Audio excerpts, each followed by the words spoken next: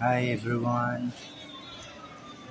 Ah, Siguro naman lahat nakatutok din sa nangyaring ah, sitwasyon ngayon sa dating presidente ng ating bansa. Nakakalungkot man, pero kailangan siguro nangyari ng mga bagay-bagay dahil siguro may mga naniniwala na may nagawa siyang kasalanan. At ako po ay isa sa mga naniniwala na mas nakakarami ang naninindigan at naniniwala na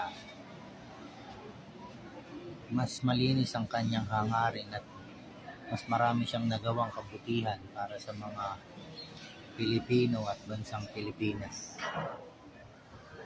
So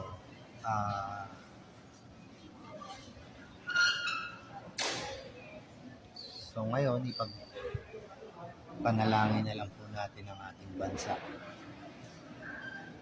Kabilang na ang dating presidente.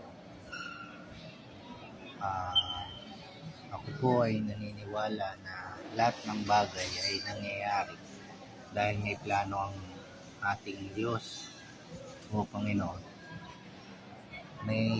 Tiyak ako may magandang plano.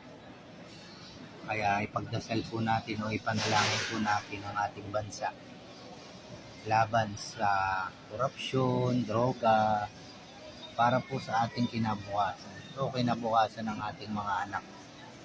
Sino ba namang gustong matatanda na tayo, makita natin ang ating mga anak na nahihirapan sa buhay dahil sa sitwasyon sa ating bansa, laganap ang kriminalidad.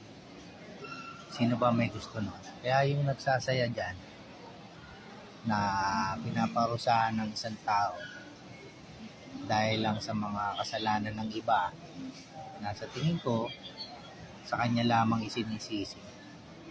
Panalangin po natin na magkaroon ng magandang resulta ang lahat base sa plano ng ating Panginoon. Salamat.